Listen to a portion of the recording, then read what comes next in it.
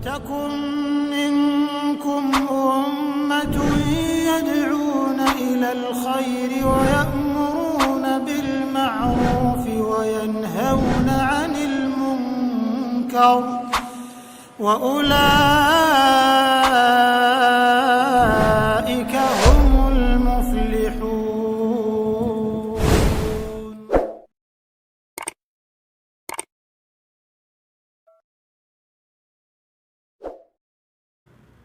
Kita mulai Bapak Ibu sekalian. Bismillahirrahmanirrahim. Assalamualaikum warahmatullahi wabarakatuh.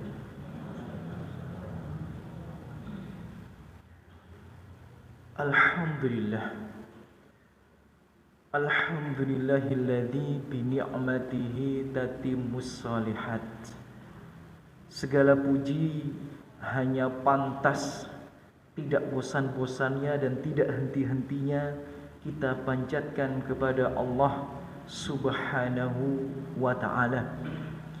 Karena sesungguhnya semua kenikmatan-kenikmatan itu bisa menjadi sempurna, semua kebaikan-kebaikan itu dapat terlaksana merupakan atas nikmat pemberian dari Allah Subhanahu wa ta'ala. Maka kita terus bersyukur dan memanjatkan puja dan puji kepada Allah Jalla Jalaluh. Tidak lupa kita bersolawat Allahumma salli wa sallim wa barik ala khairil anbiya'i wal mursalin nabiyina Muhammadin wa ala alihi wa ashabihi wa man tabi'ahum bi ihsanin ila yaumiddin amma ba'd. Tayyib. Bapak Ibu sekalian, rahimani wa rahimakumullah, yang semoga selalu dijaga dan dirahmati oleh Allah Subhanahu wa taala. Alhamdulillah Allah pertemukan kita kembali di rumah Allah yang mulia ini, di majelis yang mulia ini. Semoga kehadiran kita dibalas oleh Allah Subhanahu wa taala dengan sebaik-baiknya balasan. Allah angkat derajat kita, Allah muliakan kedudukan kita, dan menjadi sebab bergugurnya dosa-dosa kita di sisi Allah Subhanahu wa taala. Amin ya rabbal alamin. Dan insyaallah pada kesempatan malam hari ini kita masih akan melanjutkan kajian kitab kita, yakni kitab Shahih Fikih Sunnah yang dikarang oleh Syekh Abu Malik hafidhahumullah dan Bapak Ibu sekalian, insyaallah kita akan melanjutkan pembahasan kita terkait bab wudu ya.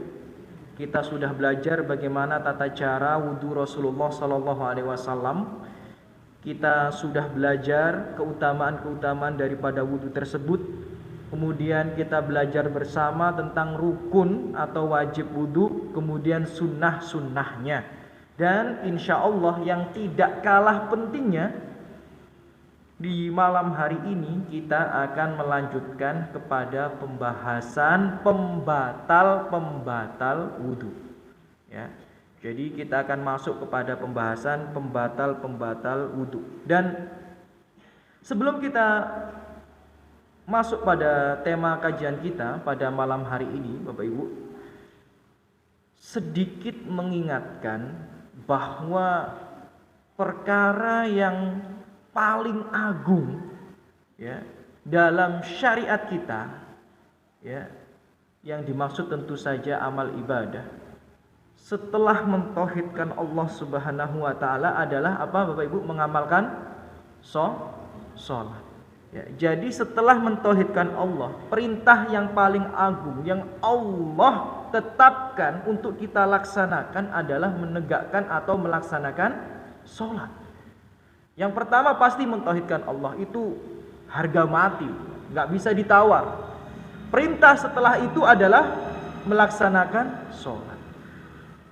Jadi perkara sholat ini Bapak Ibu sekalian, perkara yang sangat-sangat urgent bagi kehidupan seorang muslim, bagi kehidupan seorang mukmin. Tolak ukur keimanan, bahkan bisa dikatakan Bapak Ibu, penentu surga dan neraka seorang hamba itu salah satunya faktor terbesar adalah Sholat.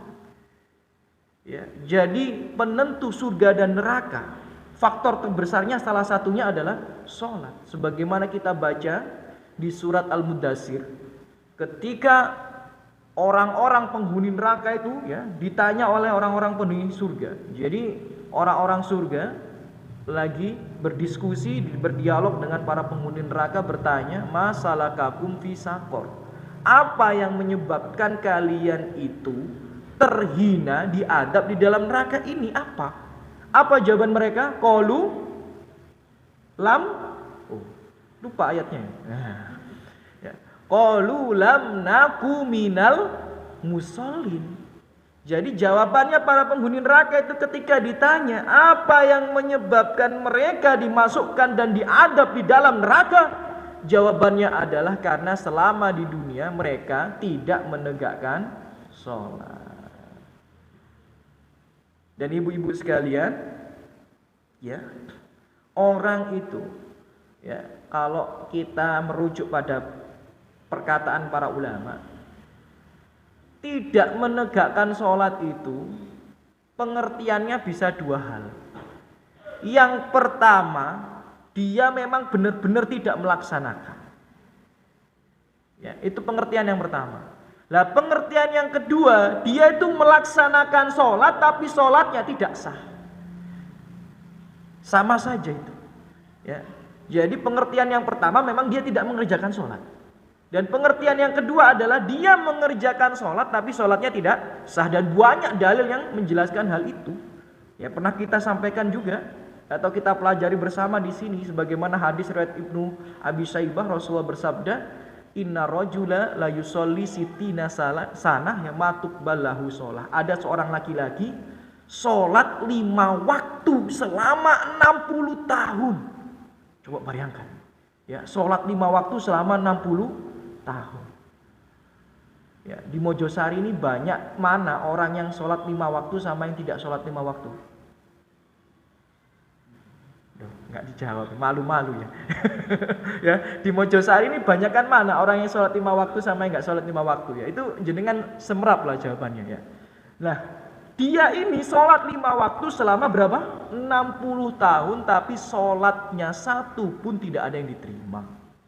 Maka Bapak Ibu, jika kita memang benar-benar ya memperhatikan sholat kita, yang pertama pastikan kita melaksanakan sholat, itu yang pertama. Yang kedua, pastikan sholat kita sah, tidak batal. Dan salah satu penentu keabsahan sholat kita adalah toharoh. Karena Rasulullah bersabda, ya, la tuqbalu sholah bi ghairi tohurin. Sholat itu tidak akan diterima kecuali seseorang dalam keadaan memiliki toharoh atau suci. Ya, maka daripada itu ya belajar tentang toharoh ya itu sangat-sangat urgent. Ya, saya ulang sekali lagi, belajar tentang toharoh itu sangat-sangat urgent karena toharoh ini ya berhubungan langsung dengan sholat kita dan sholat kita adalah penentu surga dan neraka kita nanti di akhirat.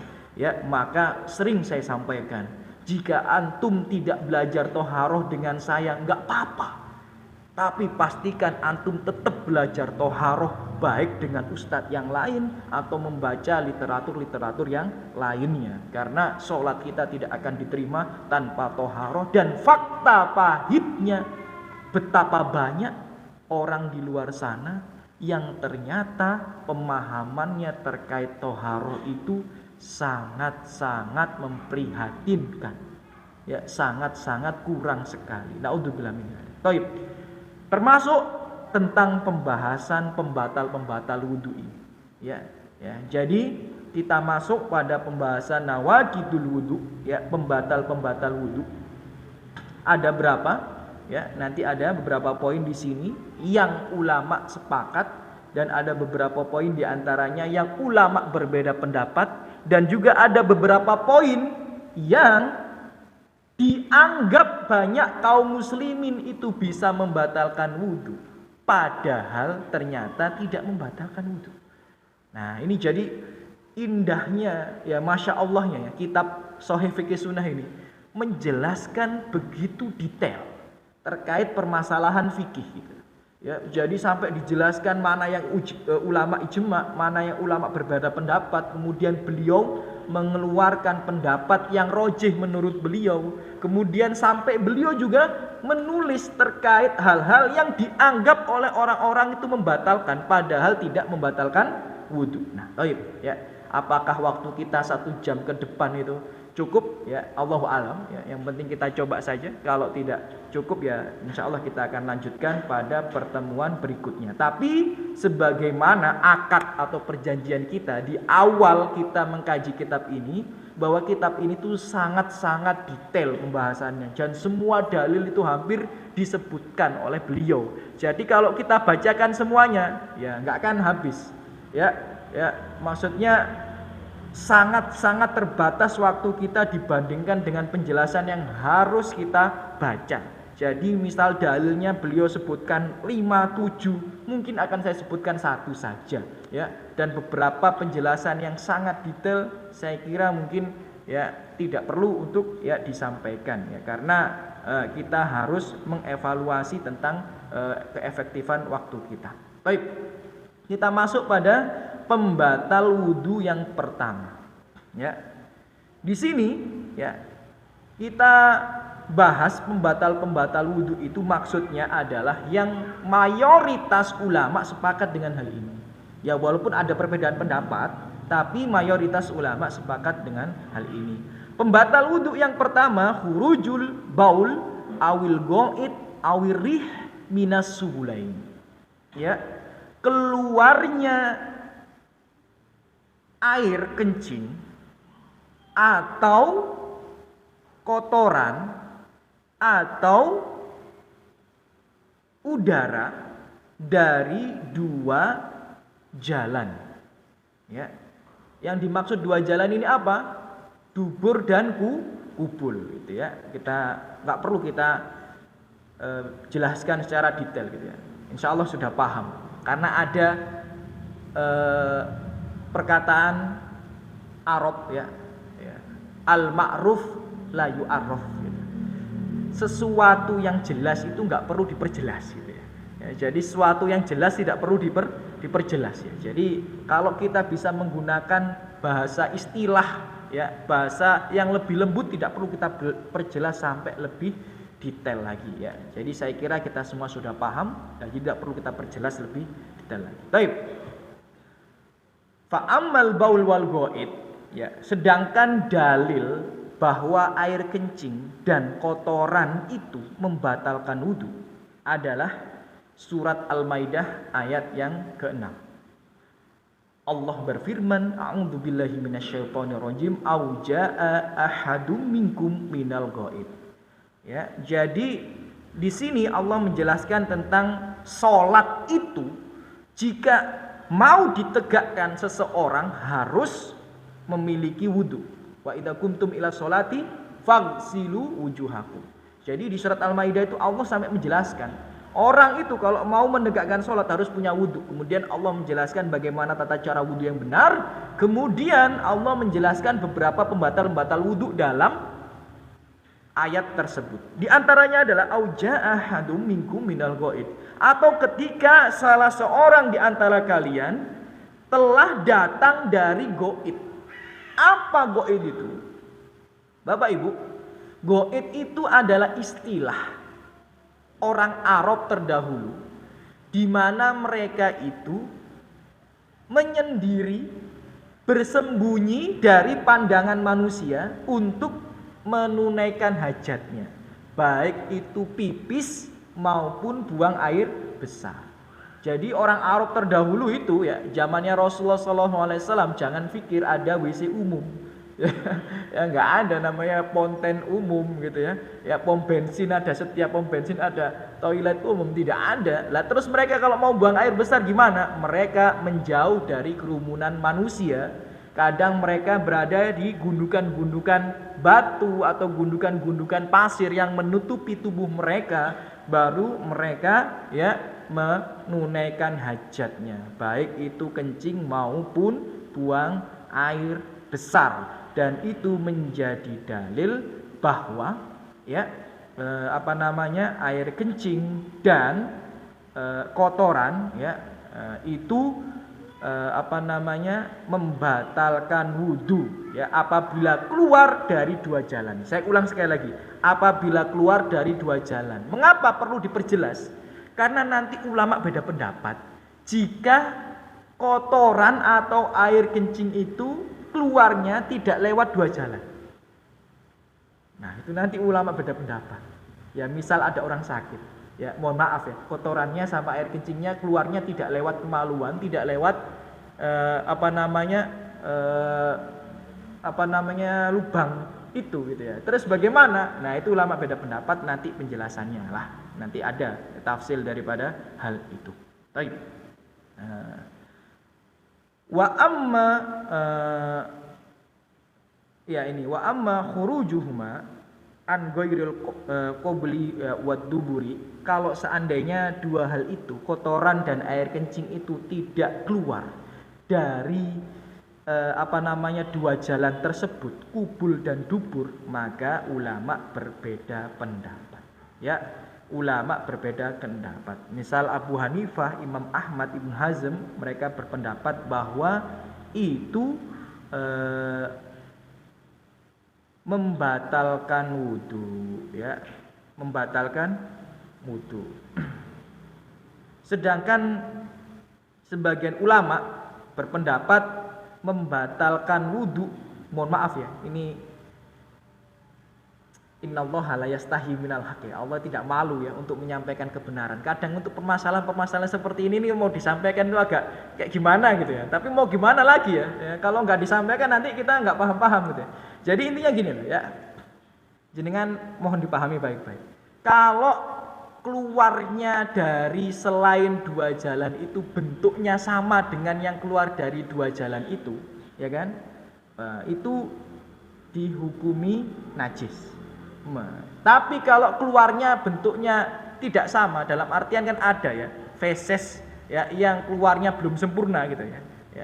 Atau air kencing yang keluarnya belum sempurna, maka itu tidak dihukumi najis menurut sebagian ulama seperti ulama Syafi'iyah. Tapi Imam Ahmad dan sebagian yang lainnya mereka berpendapat kalau ya selama itu dinamakan feses dan dinamakan air kencing ya membatalkan wudu. Nah, sedangkan angin atau kentut ya tentu saja hadisnya ya yang sangat masyhur sekali ya. La yaqbalullahu sholatan ahadukum idza ahdatha hatta yatawadda. Ya, tidaklah salah seorang di antara kalian ya diterima salatnya kecuali dalam keadaan berwudu, dan ulama mensyarah ini secara ijma'an. Ya, berijma', enggak ada khilaf daripadanya. Yang dimaksud ahdasa di sini adalah kentut ya, atau buang air kecil dan buang air besar. Itu semua ulama ijma' syarah daripada hadis ini, tidak ada khilaf daripadanya. Ya, bahkan ketika ada seorang laki-laki ya berdialog sama Abu Hurairah salah satu jawaban dari Abu Hurairah adalah fusa au burot, artinya kentut juga masuk daripada pengertian hadis tersebut. Jadi kentut ini Bapak Ibu ya membatalkan wudu, walaupun ada sebagian ulama ya yang berpendapat bahwa kentut itu tidak membatalkan wudu. Lah bagaimana? Ya udah ya kita pilih yang mayoritas gitu ya. Kita pilih yang mayoritas yang paling rojih ya dan lain sebagainya. Jadi memang kalau kita mau jujur dalam menjelaskan ilmu secara ilmiah ya sebenarnya ada perkara-perkara yang ternyata itu ulama itu masih ada yang berpendapat yang menyelisihi daripada yang kita pahami. Contoh ya, saya kasih contoh misalnya. Nikah. Itu kan kita tahu ya bahwa yang kita pahami secara umum ya, nikah itu syaratnya ya ada saksi, ada wali, ya kan? Ada saksi, ada wali, ada kedua mempelai, ada mahar gitu. Tapi sebagian ulama itu berpendapat nikah tanpa wali lu sah. Nikah tanpa wali itu sah sebagian ulama gitu ya. Tapi kan kalau kita ngikuti pendapat yang syadz ya atau sebagai pendapat minoritas ya akan rusak agama ini. Jadi harus kita cari yang rojih, harus kita cari yang banyak ulama itu mengeluarkan dalil-dalil untuk menguatkan pendapat itu, dan terkadang sama ustadz-ustadz kita pendapat-pendapat yang seperti ini nggak pernah disampaikan gitu. Bukan berarti menutup ilmu, tidak ya. Dikhawatirkan nanti ada kerancuan ya yang ada terjadi di masyarakat. Ala kulli hal, ya ini hanya sekedar wawasan. Ada sebagian ulama yang berpendapat bahwa kentut itu ternyata tidak membatalkan wudu. Nah, ini ada permasalahan ini. Permasalahan ya. Permasalahannya, mohon maaf ini. Ya mohon maaf ya, sebenarnya itu seperti saya ulang lagi ya. Penjelasan yang seperti ini tuh saya sebenarnya agak malu menjelaskan. Tapi ya kalau nggak dijelaskan nanti wawasan ini tidak akan tersampaikan. Salah satu di antaranya yang ditulis oleh Syekh di sini adalah angin yang keluar dari kemaluan wanita. Ya, angin yang keluar dari kemaluan wanita. Ya, sudah umum bahwa sebagian wanita itu dalam kondisi tertentu itu akan keluar angin lewat kemaluannya. Ya, bukan lewat duburnya, ya kan? Tapi lewat kemaluannya. Lah di sini bagaimana pendapat para ulama ya terkait hal itu?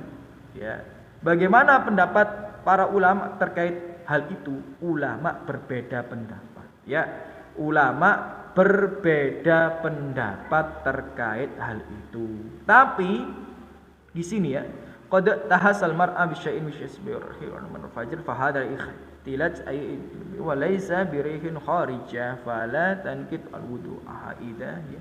Nah, tapi di sini ya penulis lebih condong kepada pendapat yang tidak membatalkan wudu ya, kepada pendapat yang tidak membatalkan wudu. Namun beliau, ini kata beliau ya, bukan kata saya ya.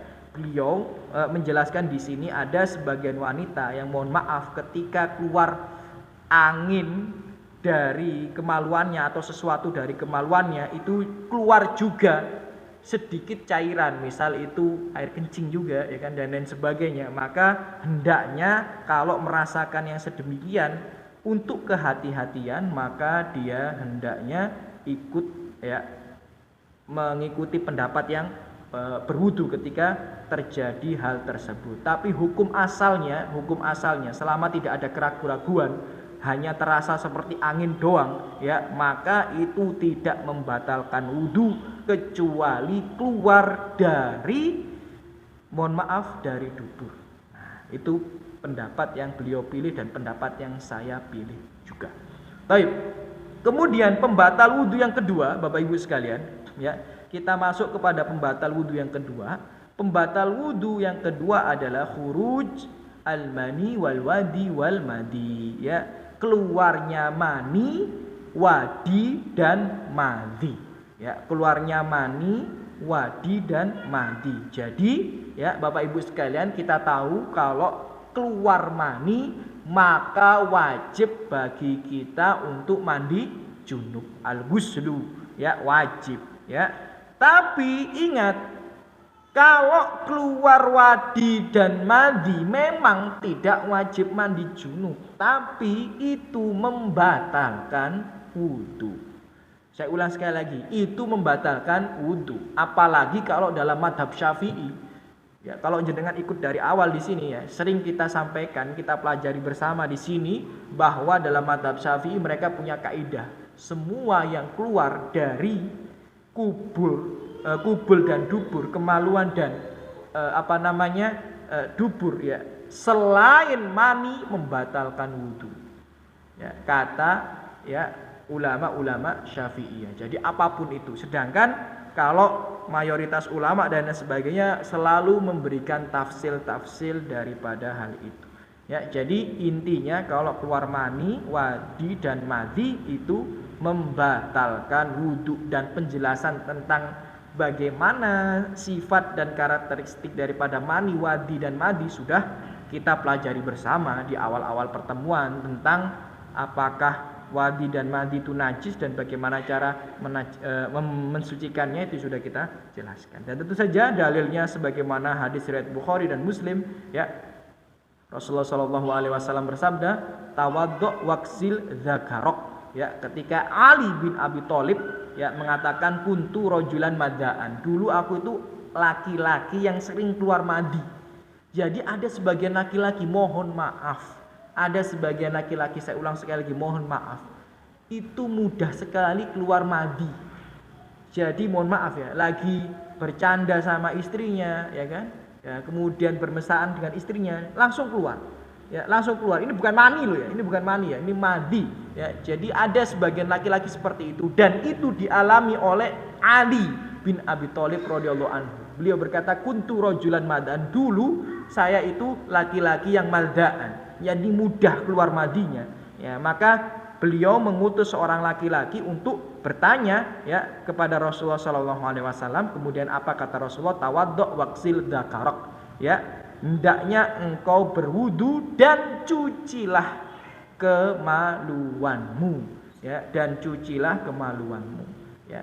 Itu Bapak Ibu sekalian, ya, dalil tentang bahwa madi, ya, dan wadi itu juga membatalkan wudu, walaupun ya tidak mewajibkan pelakunya untuk ya mandi junub. Ya, tidak mewajibkan pelakunya untuk mandi junub, cukup hanya dicuci. Dan ingat, madi dan wadi itu dulu penjelasan kita hukumnya najis apa tidak? Najis apa tidak? Najis. Cara mensucikannya seperti apa? Masih ingat? Nah, cara mensucikannya ya sebagaimana yang sudah kita pelajari bersama, nggak harus dicuci sebagaimana air kencing. Ya, tidak harus dicuci seperti air kencing yang mengenai baju. Ya, cukup ya kita ambil air sedikit ya, kita cipratkan kemudian kita gosok-gosokkan ya, atau kita teteskan. Ya, kita teteskan, kita cipratkan kemudian kita gosok-gosokkan tanpa perlu dibilas. Ya, loh Ustadz, kalau masih ada najisnya gimana? Kita itu beragama sebagaimana yang Rasulullah perintahkan. Saya ulang sekali lagi, kita itu beragama sebagaimana yang Rasulullah perintahkan. Gak usah khawatir, gak usah ragu-ragu akan hal itu. Ya, kalau kita beragama menurut logika kita, berat perempuan ya yang tanya kepada Rasulullah SAW, ya ingat gak hadisnya? Ketika ada seorang wanita bertanya tentang ujung pakaiannya, zaman dulu gak ada kaos kaki. Ya, kalau zaman sekarang perempuan sekarang jubahnya atau gamisnya itu kan nggak terlalu panjang. Kenapa? Karena sudah ada kaos kaki, nyantai mereka. Ya, tapi zaman dulu mereka itu gamisnya itu 1 jengkal dari mata kaki. Ada yang mengatakan 1 jengkal dari telapak kaki.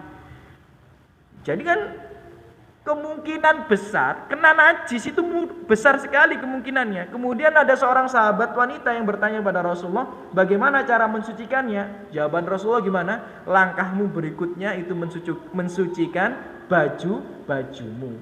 Nah, kalau dari logika cukup nggak ya dengan melangkah itu kemudian mensucikan najis yang ada di bajunya? Ya nggak bisa. Cuma kita beragama itu sesuai dalil. Kalau ada dalil sudah ya jalankan, nggak usah dipikir nemen-nemen ya, nggak usah dipikir nemen-nemen, malah menyusahkan diri kita sendiri.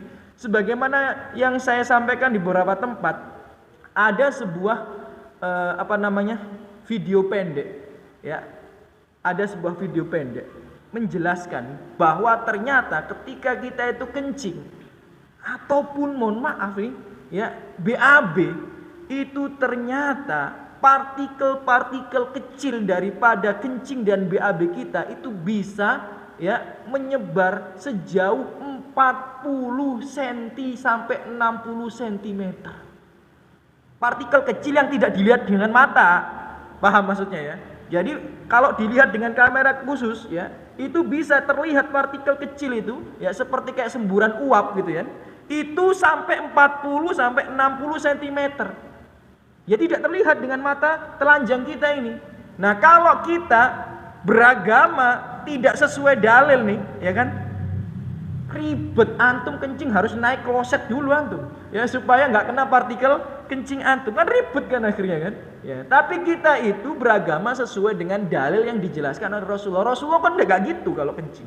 Ya Rasulullah kan enggak gitu alaihi salatu wassalam. Ya, kita ikuti beliau saja. Ya, dan Rasulullah menjelaskan tentang madi dan madhi dan wadi ini juga seperti itu, ya kita ikuti saja. Ya, kita ikuti saja. Jadi beragama sesuai nas, jangan sesuai prasangka. Karena pas prasangka manusia itu orang Mojosari ya sama orang Pasuruan udah beda. Ya kan? Jadi kalau mengikuti prasangka manusia nggak akan ada habisnya, nggak akan ada habisnya. Baik. Itu penjelasan tentang mani, wadi dan madhi. Kemudian masuk kepada pembatal wudu yang ketiga. Ya, pembatal wudu yang ketiga. Di sini kalimatnya menggunakan bahasa beliau. Ya, an-naum al-mustaghraq alladzi la yabqa ma'ahu idrak. Yakni tidur yang nyenyak, yang orang tersebut ya tidak menguasai dirinya. Ya, bahasanya kurang lebih seperti itulah ya. Jadi tidur nyenyak yang dia tuh tidak mampu menguasai dirinya, kayak seolah-olah benar-benar nggak sadar sama sekali gitu ya. Kan ada tidur yang kita itu masih mampu menguasai diri kita. Ya. Contoh seperti apa? Pernah nggak antum naik motor tiba-tiba dari sini udah sampai sana? Ya, itu namanya tidur yang bukan mustaghraq. Ya, yang masih mampu menguasai diri antum. Kayaknya tidur, tapi kita ini masih bisa nyetir motor, masih bisa megang gas gitu. Ada orang samping kita kayaknya tidur, tapi sholat loh bisa ngikuti imam sampai salam. Ya, apa antum sendiri pengalamannya ini? Ya, apa kita sendiri yang pengalaman ini ya? Jadi seolah-olah kita tidur gak sadar, tapi ternyata kita itu masih bisa ngikutin imam sampai salam. Itu namanya tidur yang bukan mustaghraq. Ya, tidur yang mustaghraq itu yang kita tidak menguasai diri kita gitu. Jadi kalau antum tidur ya sujud sujud terus, maksudnya nggak bisa ngikutin nggak bisa ngikutin imam berdiri lagi gitu ya. Ya mungkin pernah kita ya tidur, serasa tidur tapi ngikutin imam secara penuh ya. Imamnya rukuk kita ikut rukuk ya, imamnya i'tidal kita ikut i'tidal, sujud bangkit lagi, padahal seolah-olah nggak sadar wis mari gitu, tapi tidak ada yang ketinggalan. Itu namanya bukan mustaghraq. Tapi tidur mustaghraq, kalau antum sujud imamnya berdiri, antum tetap sujud. Ya, itu namanya tidur yang mustaghraq. Ada nggak seperti itu? Ada ya. Pernah saya dulu ya, masih ingat ya. Waktu sekolah dulu ya, sholat malam gitu ya, dibangunin. Ya, semuanya waktu sujud yang bangkit cuma 3 orang. Gitu. Yang bangkit cuma beberapa orang, yang lainnya ya ikut tetap sujud sampai ndelosor tengkurep bareng. Ya, itulah namanya masa-masa muda ya seperti itu. Baik. Ala kulli hal, balik lagi Bapak Ibu sekalian ya. Ini bahasa yang digunakan atau kalimat yang digunakan oleh mu'alif ya. Cuma Bapak Ibu sekalian ya, yang semoga selalu dijaga dan dirahmati oleh Allah Subhanahu wa taala ya. Untuk perkara tidur itu membatalkan wudu atau tidak, itu ulama itu loh berbeda pendapat sampai belasan. Maksudnya gimana? Saya kasih contoh. Ada yang mengatakan tidur itu mutlak membatalkan wudu. Mau tidurnya nyenyak atau enggak nyenyak batal wudu. Ada yang mengatakan kalau tidurnya nyenyak doang yang membatalkan wudu. Kalau enggak nyenyak enggak. Ada yang mengatakan dengan penjelasan posisi. Kalau posisinya seperti ini, nah itu membatalkan wudu. Kalau posisinya duduk tidak membatalkan wudu. Sampai segitunya. Sampai dijelaskan kalau posisi duduknya seperti ini baru membatalkan wudu. Kalau posisi duduknya tidak seperti ini tidak membatalkan wudu, sampai segitunya. Tapi tidak perlu kita jelaskan sedetail itu ya. Ala kulli hal kita ikut pendapat mu'alif saja bahwa tidur yang nyenyak ya, tidur yang nyenyak itu bisa membatalkan wudu. Kalau tidak nyenyak maka tidak membatalkan wudu. Nah,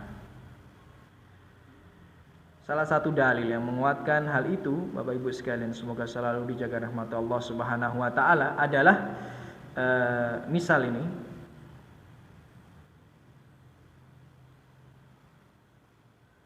hadis riwayat Bukhari. Ya, ini saya ambil contoh saja. Ya.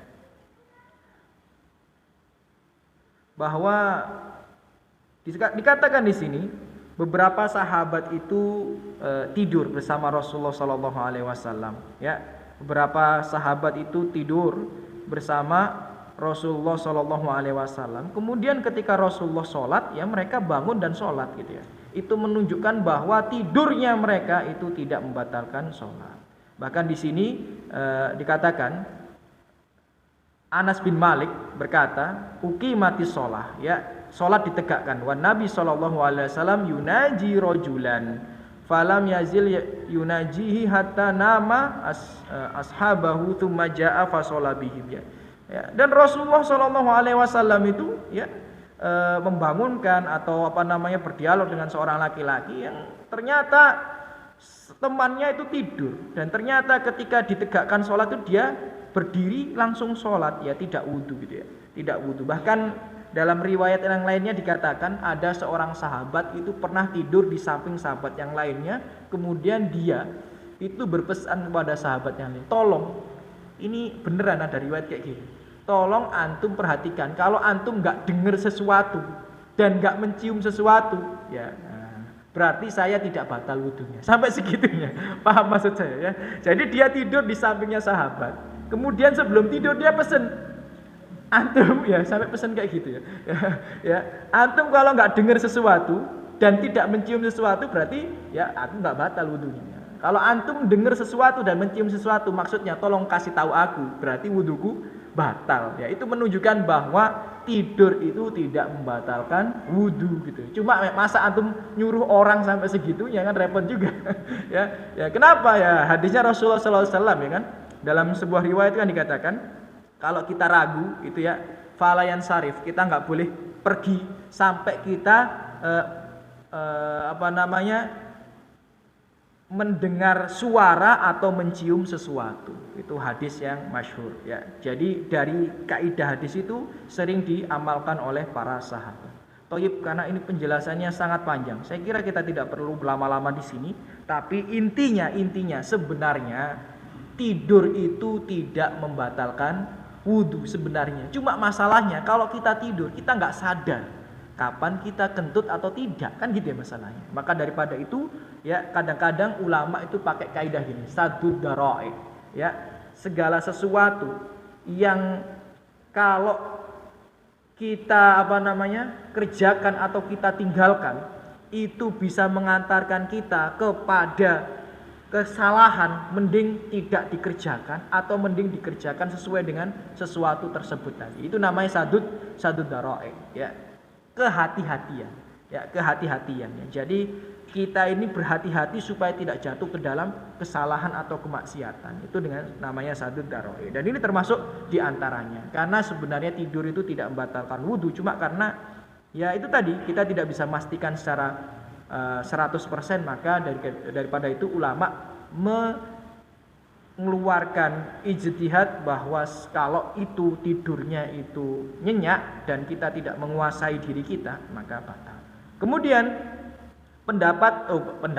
poin yang keempat ya, yang membatalkan wudu yang keempat adalah zawalul akal, yakni hilangnya akal. Ya, bisukar, awil igma, awil junun. Ya, hilangnya akal baik karena mabuk ataupun pingsan ataupun gila. Nah, itu membatalkan wudu. Wahada nakid ijma'an. Cuma ya yang sedemikian itu membatalkan wudu secara ijma'. Kalau dalilnya yang khusus tidak ada, tapi ijma' ulama ya bahwa hal tersebut membatalkan wudu. Baik karena apa tadi? Mabuk ataupun pingsan ataupun gila. Maka daripada itu nggak usah ditanyakan apa hukumnya orang gila sholat. Nggak usah ditanyakan, wong gila itu membatalkan wudu. Kok antum tanya hukum orang gila untuk sholat gitu ya? Ya nggak usah ditanya, wong gila itu membatalkan wudu. Kok antum tanya bagaimana ya hukum sholatnya orang gila? Gilanya dia itu membatalkan wudunya. Lah bagaimana sholatnya bisa diterima kalau wudunya batal? Dan ini secara ijma, dalam artian tidak ada satupun ulama khilaf daripadanya. Ya, maka nggak perlu jawabnya susah-susah, karena gila itu sendiri adalah membatalkan wudu. Nah, ini mulai ada pembahasan yang cukup butuh konsentrasi.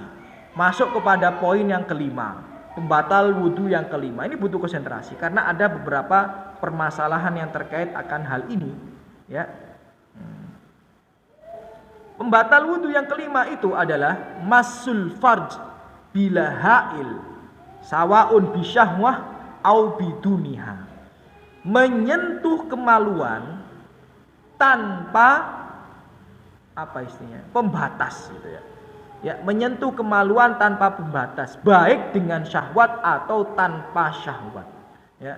Jadi menyentuh kemaluan itu ya, baik dengan syahwat atau tanpa syahwat itu membatalkan wudu.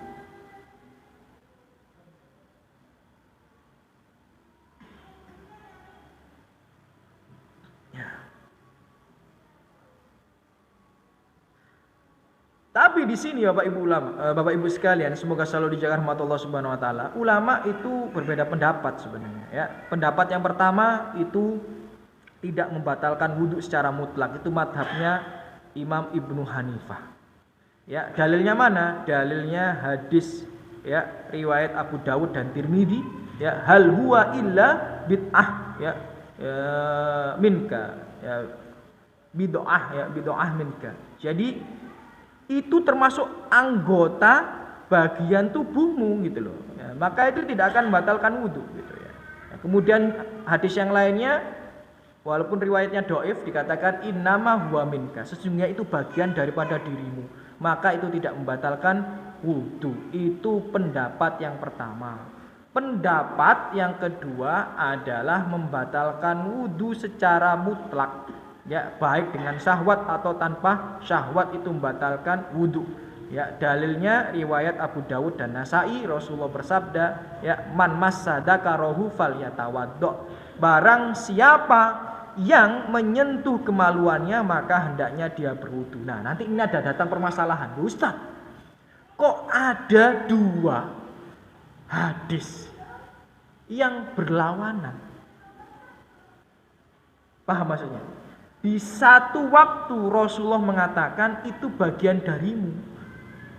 Ya, tapi di satu waktu yang lainnya Rasulullah mengatakan siapa yang menyentuh kemaluannya maka hendaknya dia berwudu. Nah, ini hukumnya bagaimana? Jadi jangan khawatir Bapak Ibu. Maka daripada itu pentingnya kita itu bertanya kepada orang yang paham. Kenapa? Karena dalam ilmu hadis itu juga ada namanya nasih wa mansuh. Ya, nasih wa mansuh. Ya. Di awal syariat ini diturunkan, khamr itu tidak langsung diharamkan oleh Allah Subhanahu wa taala. Ya cuma dibenci aja. Ya, cuma enggak disukai saja. Maka di situ kaum muslimin mulai ya sadar akan keburukan khamr, tapi tidak secara langsung diharamkan. Tidak secara langsung diharamkan. Kemudian seiring berjalannya waktu turunlah ayat tentang pengharaman khamr. Ya, itu menunjukkan bahwa syariat ini ya di dalamnya itu ada kaidah nasih wa mansuh. Ya, ada nas yang dulunya itu ada tapi hukumnya sudah ditiadakan, digeser, dihapuskan. Kemudian ada nas baru yang menyelisihi nas yang lama, kemudian dikukuhkan, ditetapkan hukum itu menjadi hukum yang setelahnya. Maka itu termasuk daripada tentang penjelasan menyentuh kemaluan. Sebagian ulama ya, khususnya ulama hadis berpendapat ya, hadis yang dibawakan oleh ulama-ulama Hanafiyah itu hadis di awal-awal pensyariatan ya, di awal-awal pensyariatan bahwa menyentuh kemaluan itu tidak membatalkan sholat. Sama banyak contohnya. Nikah mut'ah itu di awal syariat juga tidak diharamkan ya, tapi di akhir-akhir syariat diharamkan ya. Sama juga hal ini juga. Jadi menyentuh kemaluan itu ya awalnya itu tidak membatalkan wudu ya, tidak membatalkan wudu. Kemudian seiring berjalan waktu ya ada hukum yang mengkukuhkan atau menghapus hukum yang lama bahwa menyentuh kemaluan itu membatalkan wudu. Ya.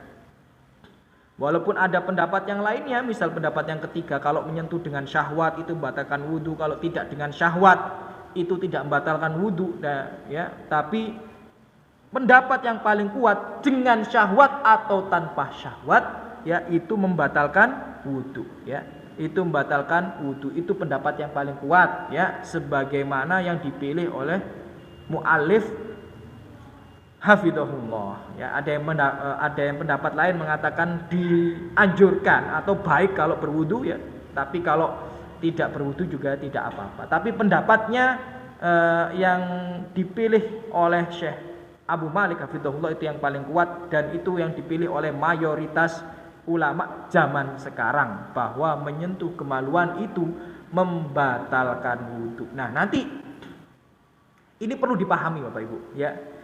Yang dimaksud menyentuh itu di mana? Paham maksudnya, ya? Ya. Kalau dengan selain telapak tangan, ya, kalau dengan selain telapak tangan, ulama itu berpendapat tidak membatalkan wudhu. Yang dimaksud membatalkan wudhu itu menyentuh dengan telapak tangan yang ini, bahkan bukan yang belakangnya. Seandainya mohon maaf gak sengaja kesentuh telapak tangan yang belakangnya, itu tidak membatalkan wudhu. Ya, jadi yang membatalkan wudhu adalah yang telapak tangan yang depan itu, sengaja maupun tidak sengaja, dengan syahwat ataupun tidak dengan syahwat, itu membatalkan wudhu menurut pendapat yang sahih atau yang paling mendekati kebenaran. Jadi selain itu, ya, selain dengan telapak tangan yang itu, ya, kesentuh tangan yang sebelah sini, ya, atau sebelah sini, tidak membatalkan wudhu. Dan seperti yang dijelaskan oleh mu'alif tadi, yang membatalkan wudhu adalah yang tanpa pembatas. Kalau dengan pembatas tidak mengapa, karena Rasulullah SAW setelah mandi pun disiapkan kain oleh istrinya untuk digunakan sebagai handuk mengeringkan, ya, bekas-bekas, ya, air yang digunakan untuk mandi tadi. Ya, jadi tidak ada masalah kalau dengan pembatas.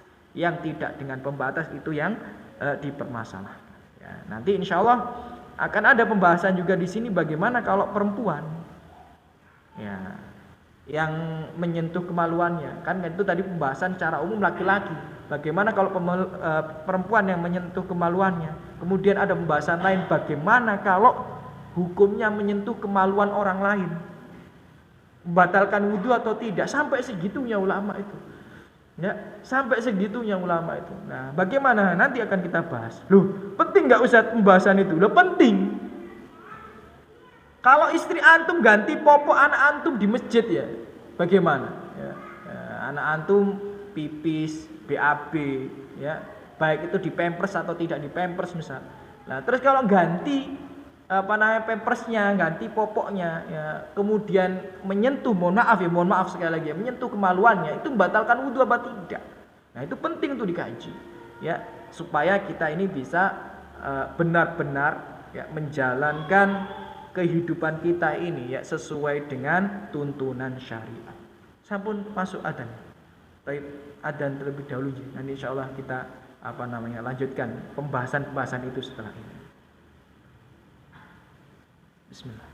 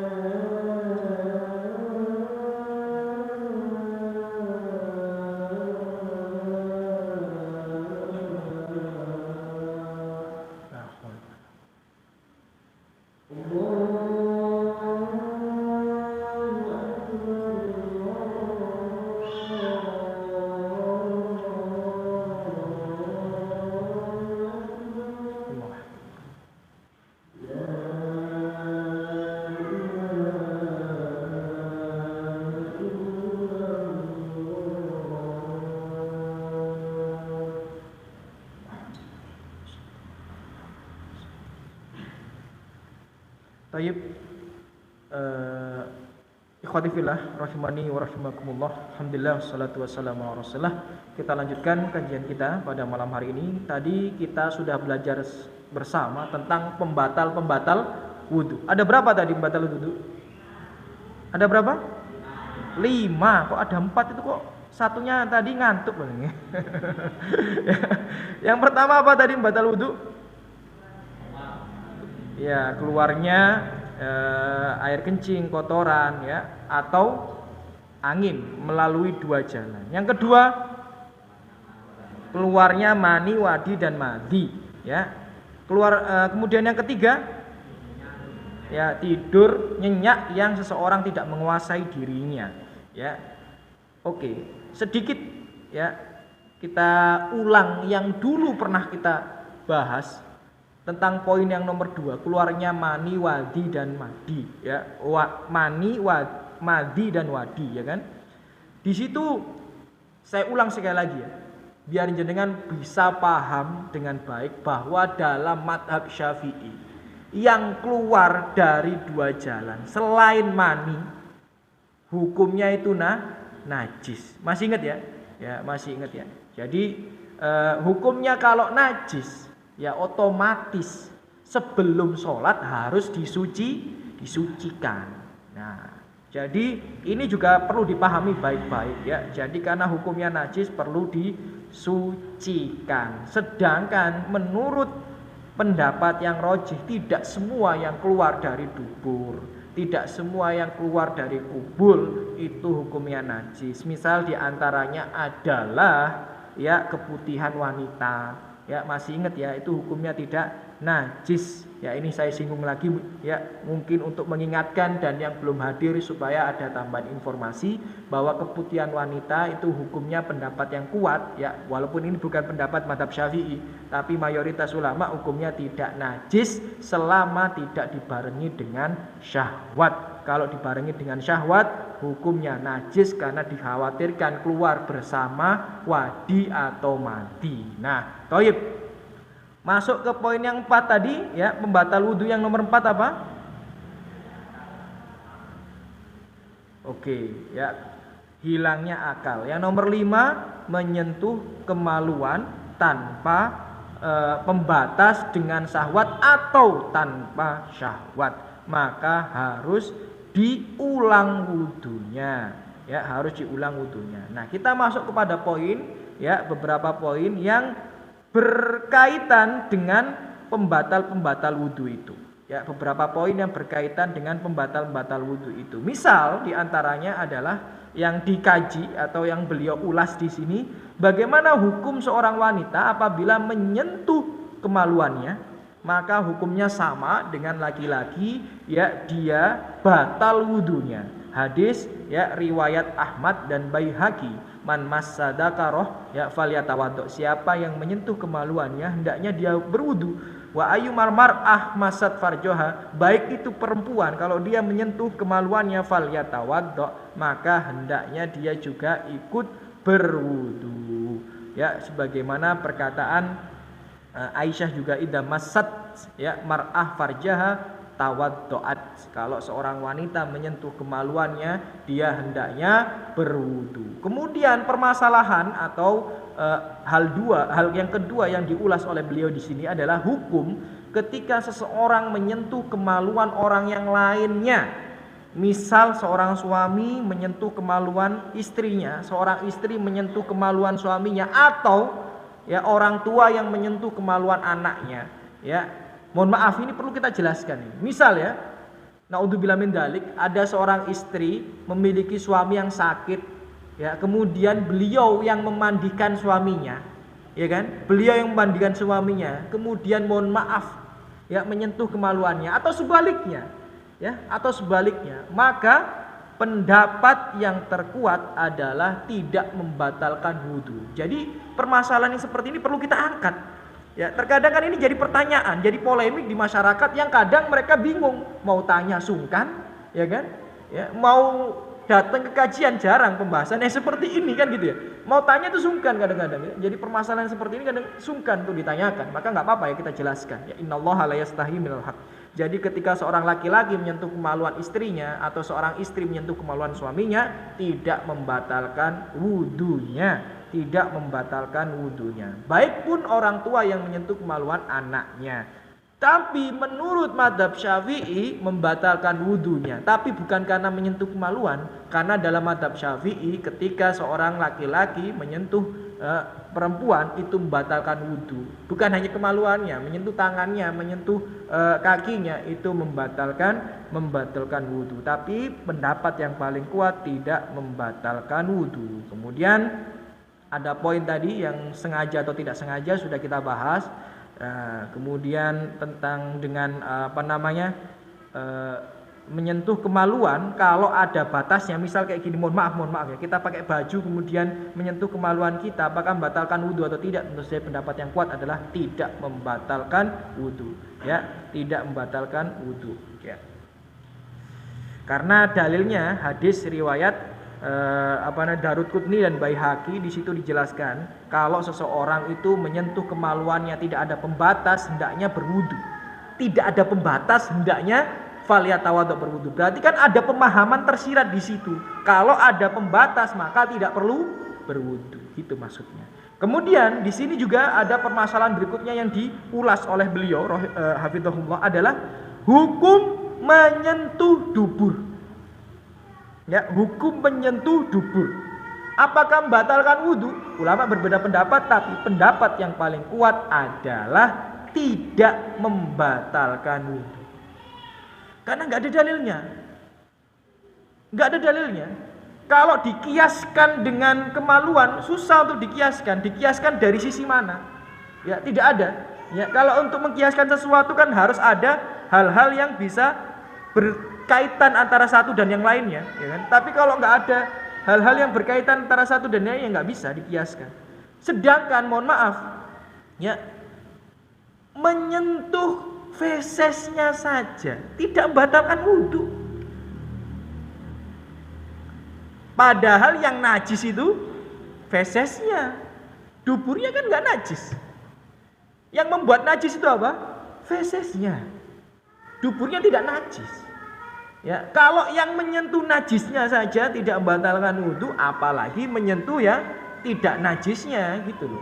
Ya, jadi Bapak Ibu sekalian perlu kita ketahui, ya, banyak di antara kita ini, ya, kalau mungkin nggak ikut kajian kami yang di awal-awal, ya, berpikir bahwa kalau kita menyentuh sesuatu yang najis itu membatalkan wudhu. Tidak, Bapak Ibu. Kita menyentuh hal najis itu tidak membatalkan wudhu.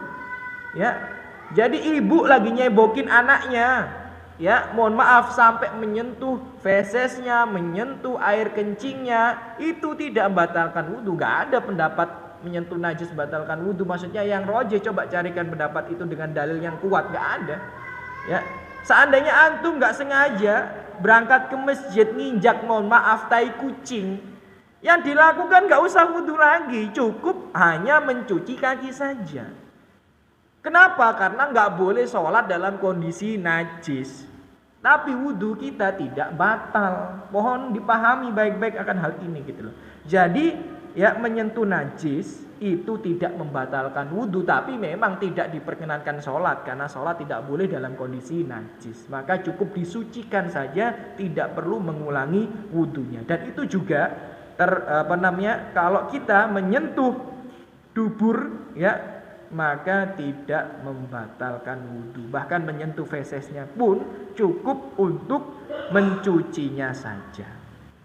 Kemudian hal yang lainnya yang diulas beliau di sini adalah hukum memakan daging unta.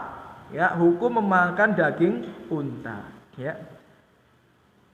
Di sini Jabir, ya, menjelaskan ada seorang laki-laki bertanya pada Rasulullah SAW. Hadisnya riwayat Muslim. Ya, ana tawaddo min luhumil ghanam. Apakah kami berwudu ketika kami itu mengkonsumsi daging kambing? Berkata Rasulullah SAW, in syi'ta tawaddo wa in syi'ta fala tatawaddo. Kalau kamu pengen wudu silahkan, kalau enggak wudu enggak apa-apa gitu.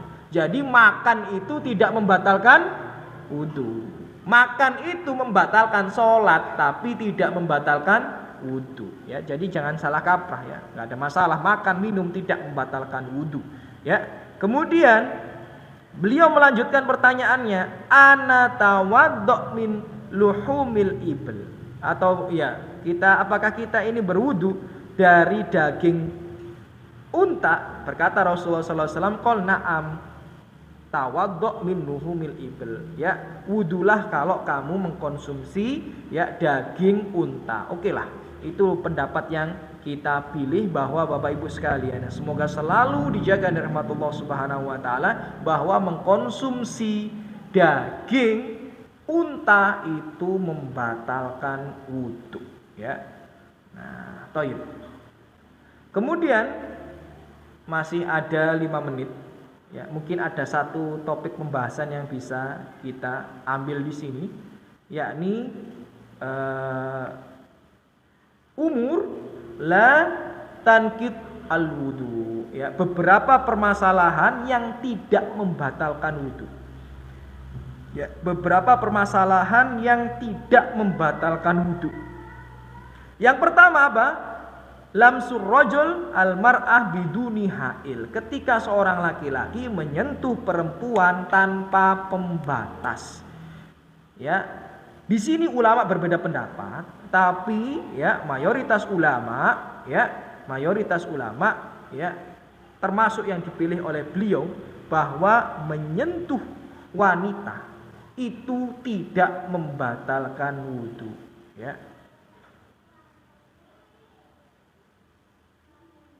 Al-awwal anna lamsur rajul al-mar'ah naqidul wudu mutlaqon ya. Jadi pendapat yang pertama itu membatalkan wudu secara mutlak ya. Kan ulama beda pendapat ya. Walaupun beliau ya itu berpendapat bahwa tidak membatalkan wudu. Tapi pendapat yang pertama beliau jelaskan di sini. Ada yang mengatakan bahwa menyentuh wanita tanpa pembatas itu membatalkan wudu secara mutlak. Itu pendapatnya madhab Syafi'i dan Ibnu Hazm ya. Ibnu Hazm itu dhahiri.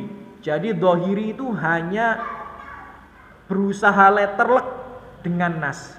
Kalau kita baca di Al-Qur'an ya kan, di surat Al-Maidah ya atau An-Nisa dan sebagainya, itu akan kita dapati di situ bahwa aula mastumun nisa ya, atau ketika engkau menyentuh perempuan. Nah, karena di situ menyentuh perempuan itu Bapak Ibu ya pakai kata secara letterlek, maka di situ Imam Syafi'i tidak menggunakan penafsiran secara tersirat, tapi langsung tersurat ya. Di antaranya itu saja Ibnu Hazm bahwa menyentuh wanita itu membatalkan wudu.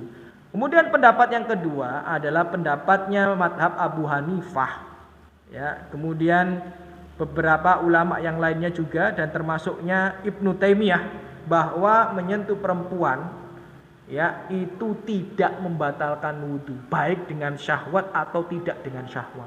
Kemudian pendapat yang ketiga itu pendapatnya Imam Malik ya kan ya, bahwa kalau dengan syahwat itu membatalkan wudu, kalau tanpa syahwat tidak membatalkan wudu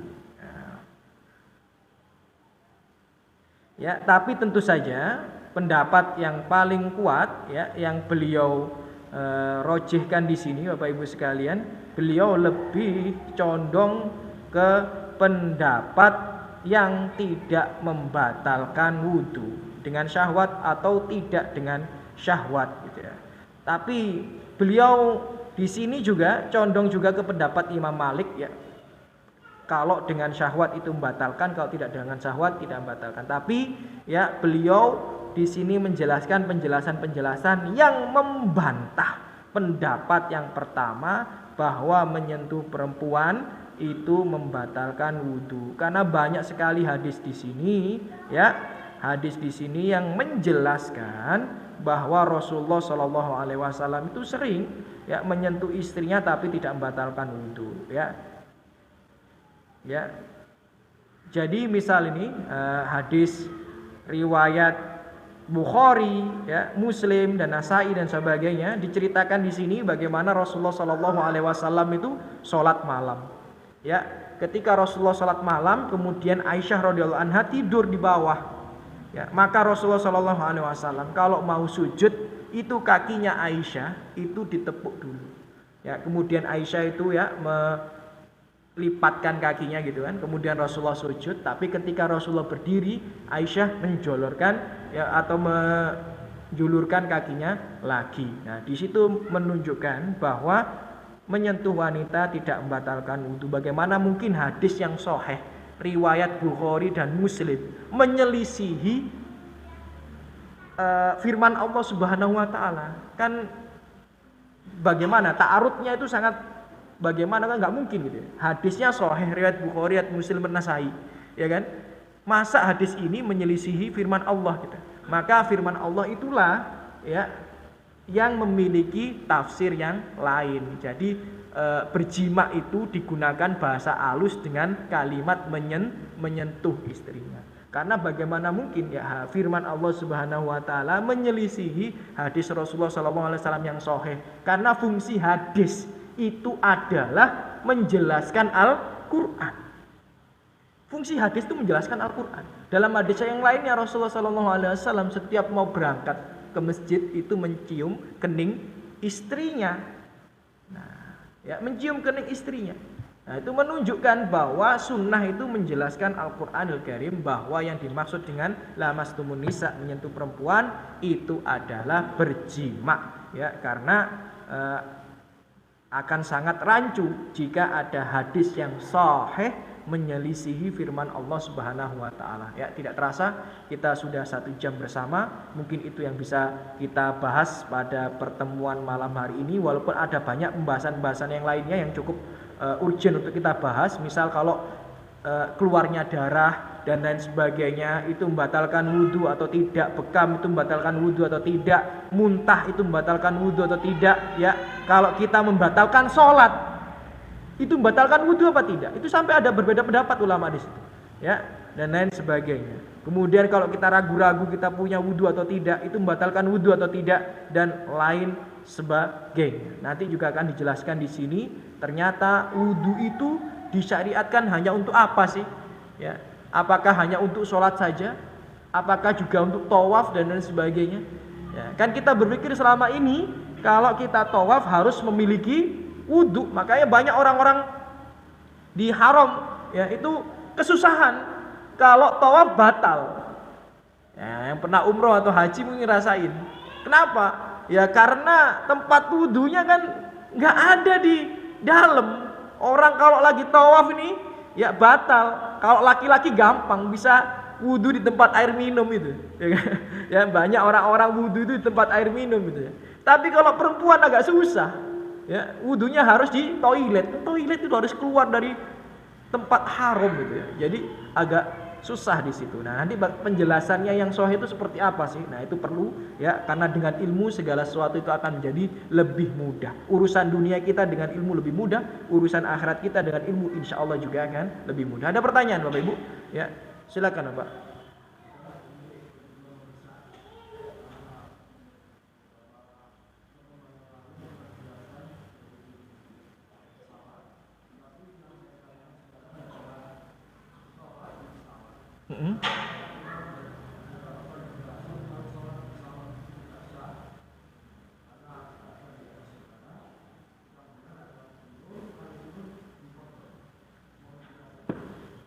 Untuk sholat di pesawat, saya tidak mengatakan sholat di pesawat itu tidak sah.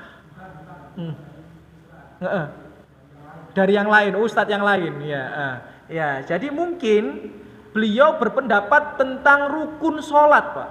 Jadi kalau kita kan ini baru bahas toharoh loh ini ya. Belum nanti rukun sholat, belum nanti syarat sholat, belum nanti wajib sholat, belum nanti sunnah sholat, belum nanti pembatal sholat. Salah satu rukun sholat Bapak adalah berdiri bila mampu. Saya ulang sekali lagi. Salah satu rukun sholat adalah berdiri bila mampu. Sebagian ulama berpendapat kalau kita masih bisa menjamak sholat, maka jangan sholat di dalam pesawat. Kenapa? Karena di dalam pesawat kita nggak bisa berdiri, Pak. Di dalam bis kita nggak bisa berdiri, Pak. Di dalam kereta kita nggak bisa berdiri, Pak.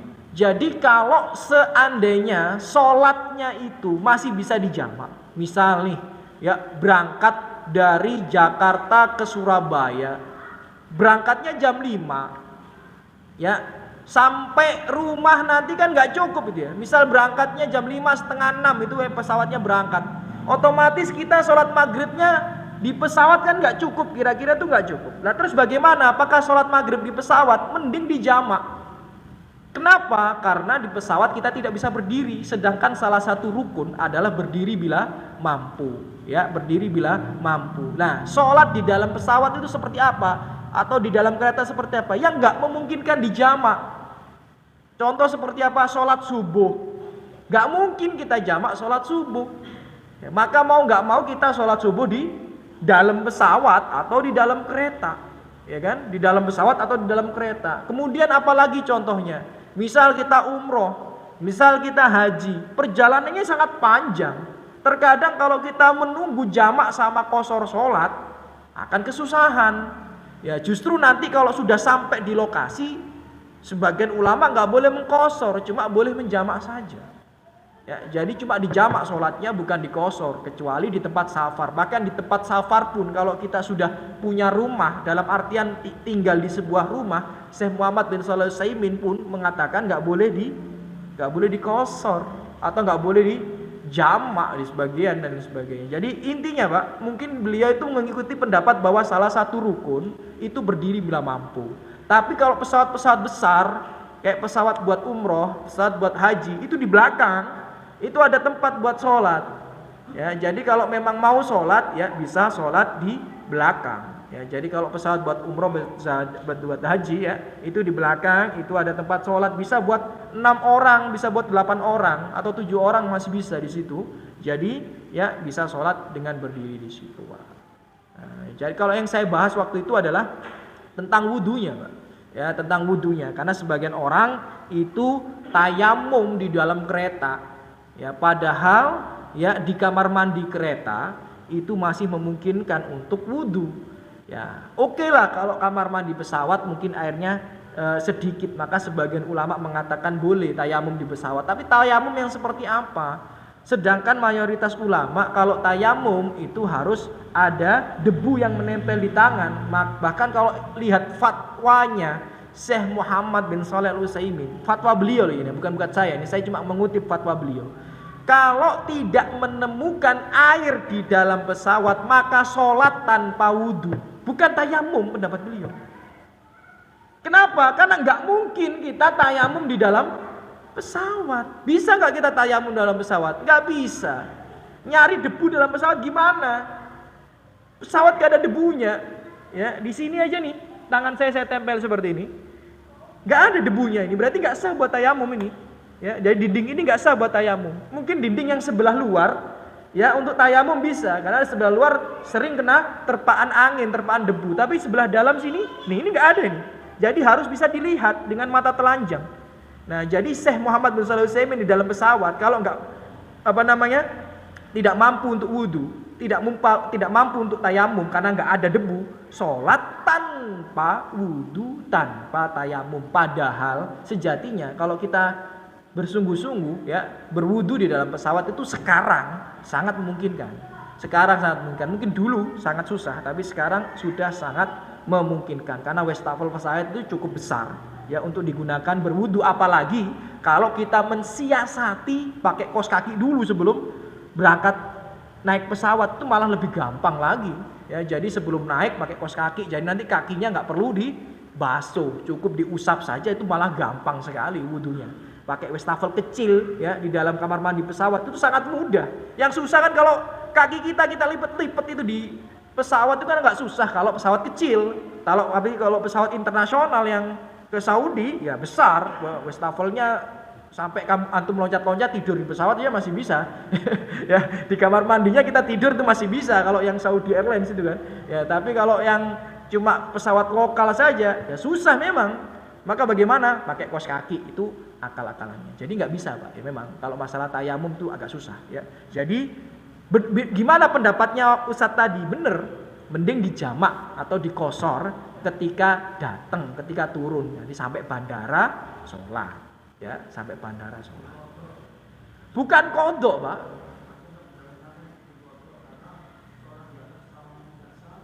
Enggak. Bukan dikodok, Pak. Oh, enggak ada itu kalau pendapat itu. Enggak ada, harus turun di bumi, enggak ada. Ya, tidak ada ya. Jadi kalau dikodok tidak ada ya. Pendapat dikodok itu mana ya? Harus kita keluarkan dalilnya. Enggak ada dikodok ya. Jadi sholat itu tidak ada mengkodok sholatnya. Dari mana kodok sholatnya? Tapi ada juga memang kalau kita umroh tuh ya, sampai datang di sana orang itu sholat subuh, duhur, asar, maghrib, isya. Ya itu ada. Bahkan yang pernah kajian di sini tuh. Ya pernah cerita dulu, saya dulu Ustadz pernah ya, umroh sama Ustadz saya dulu katanya. Sholatnya langsung 5 waktu.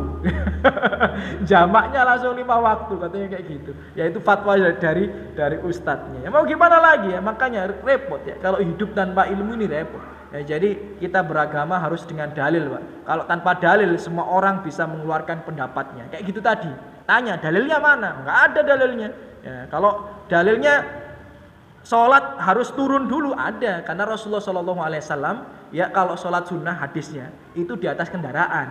Tapi kalau sholat wajib beliau turun ya untuk melaksanakan sholat. Kenapa? Karena salah satu rukun sholat itu adalah berdiri bila mampu. Ada hadisnya ini. Ya, tapi kalau dikodok dan sebagainya nggak ada. Tidak sah kalau tidak turun di bumi. Repot kalau dia tinggal di apartemen. Ya gimana? ya, kalau dia nanti tinggal di apartemen lantai 50 ya, lantai 35 gimana ya? Ya harus turun ke lantai 1 dulu baru sholat ya, repot juga. Nggak payu Pak apartemen di Jakarta itu ya. Ya. Ada lagi satu pertanyaan untuk menutup begini. Kalau nggak ada, silakan Pak. Apa? Sutroh. Ya, naam. Batasannya itu kan kalau misalnya beliau sholat di sini, kan sini nih. Ya. Boleh nggak kita lewatkan di sini? Ya tergantung batas sutrohnya. Masalahnya kalau kita bahas sutroh itu ulama beda pendapat. Ya pertama ulama beda pendapat. Apa hukumnya sutroh? Wajib atau sunnah? Paham maksudnya? Kalau sutroh itu hukumnya wajib, sholat kita nggak sah loh kalau nggak pakai sutroh. Paham maksudnya? Ya. Jadi ada resikonya. Ya, pendapat yang kita yakini itu memiliki sebuah konsekuensi. Saya ulang sekali lagi ya. Pendapat yang kita yakini memiliki sebuah konsekuensi. Kalau kita meyakini Al-Fatihah itu rukun, berarti kalau kita nggak baca Al-Fatihah nggak sah sholat kita. Walaupun ada pendapat yang mengatakan Al-Fatihah bukan rukun. Paham maksudnya? Ya. Jadi di awal penjelasannya ya udah kami buka dengan ulama berbeda pendapat. Apakah sholat itu sunnah atau wajib? Nah, oke. Sedangkan yang berpendapat wajib pun itu nanti akan berbeda pendapat. Apakah memiliki ukuran atau tidak? Ya. Sebagian ulama seperti Syekh Muhammad bin Shalih Al-Albani mengatakan harus ada tingginya. Ya kan? Harus ada ukurannya. Nah, tapi kayak Syekh bin Baz ini bukan Armedi loh, saya cuma ngutip pendapat ya. Syekh bin Baz berpendapat bahwa sajadah ini sudah termasuk sutroh. Jadi selama sutroh itu kan tanda. Ya, kalau sudah ada tanda itu, maka kita tidak boleh melewati hal tersebut. Ya, jadi misal kita anggap pendapatnya Syekh bin Baz yang kita pilih. Ini kita anggap loh ya, terserah nanti jenengan ambil pendapat itu atau tidak. Ya, kalau dia sholat di shaf yang kedua, berarti ya kita boleh lewat shaf yang pertama, kayak gitu ya. Kalau ikut pendapatnya Syekh bin Baz. Maka daripada itu Bapak Ibu sekalian, pendapatnya Syekh Muhammad bin Shalih Al-Utsaimin. Ya, kalau jenengan sholat sunnah, kemudian jenengan pakai gegernya orang buat sutroh, paham maksudnya? Ya kan? Pakai gegernya orang buat sutroh. Orangnya nggak mau ngenteni jenengan sampai mari, ya kan? Ya, kemudian kabur. Ya, maka jenengan nggak perlu nyari sutroh, nggak perlu nyari sutroh, karena sebagian ulama berpendapat sutroh hukumnya sunnah, tidak sampai wajib. Ya, dan yang mengatakan wajib pun ya cukup hanya tanda, tidak perlu memiliki tinggi sebagian di antaranya. Bahkan Syekh bin Baz rahimahullah berpendapat ya, seingat saya di kitab yang beliau atau fatwa yang beliau keluarkan adalah sajadah itu sudah termasuk sutroh. Walaupun yang lebih kuat atau mungkin lebih amannya adalah yang memiliki tinggi. Nah, maksud saya batasan kita boleh melewati orang sholat itu. Iya, kenapa? Artinya di sini walaupun dia tidak pakai sutra, kita lewat sini tapi boleh. Ya diperkirakan berarti. Ya diperkirakan ya. Kalau sutrohnya seandainya dia sholat tidak pakai sutroh, misal dia seperti orang-orang Mesir yang berpendapat sutroh itu sunnah ya misalkan ya. Kan banyak ustadz-ustadz Mesir itu ya kalau sholat itu nggak pakai sutroh mereka, biasa mereka, ya kan. Nah terus bagaimana? Ya udah ya kira-kira yang tidak di tempat dia sujud dan sebagainya ya, tidak di tempat dia sujud dan sebagainya, karena tentu saja ada hadis yang kita paham riwayat Bukhari dan Muslim itu ya, bahwa lebih baik menunggu ya selama 40, sampai ulama bingung 40 ini apa, 40 jam, 40 hari apa 40 tahun, daripada melewati orang yang sedang sholat. Bahkan kalau kita melewati orang yang sedang sholat, kita dihukumi syaiton dan boleh diperangi. Tapi yo musuhan teman-teman nang masjid ya kak ngono ya. Ya walaupun sebenarnya kalau saya hadisnya itu kan gitu ya secara terk ya, boleh diperangi, tapi yo ojo teman-teman nang masjid. Ya, taib mungkin itu yang bisa kami sampaikan. Kalau ada pertanyaan mungkin bisa ya setelah sholat atau setelah kajian. Ya alhamdulillah wassalatu wassalamu rasulullah. Kalau ada salah dan sikap saya yang kurang, saya mohon maaf atas kekurangan saya pribadi, bisikan syaitan, lebihnya dari taufik Allah Subhanahu wa taala. Ya sebelum kita tutup, semoga yang hadir di sini balas oleh Allah Subhanahu wa taala dan sebaik-baiknya balasan, diangkat derajatnya, dilapangkan rezekinya, dilapangkan rahmat oleh Allah Subhanahu wa taala, diangkat masalah musibah penyakit yang menimpa dirinya maupun keluarganya, kemudian diberikan bimbingan untuk selalu berjalan di atas kebenaran, ya berikan taufik untuk dimudahkan melaksanakan ketaatan dan meninggal dalam keadaan husnul khotimah, dikumpulkan di surga Allah Subhanahu wa taala. Kita tutup dengan doa kafaratul majlis. Subhanakallahumma wa bihamdika asyhadu an la ilaha illa anta astaghfiruka wa atubu ilaik. Assalamualaikum warahmatullahi wabarakatuh.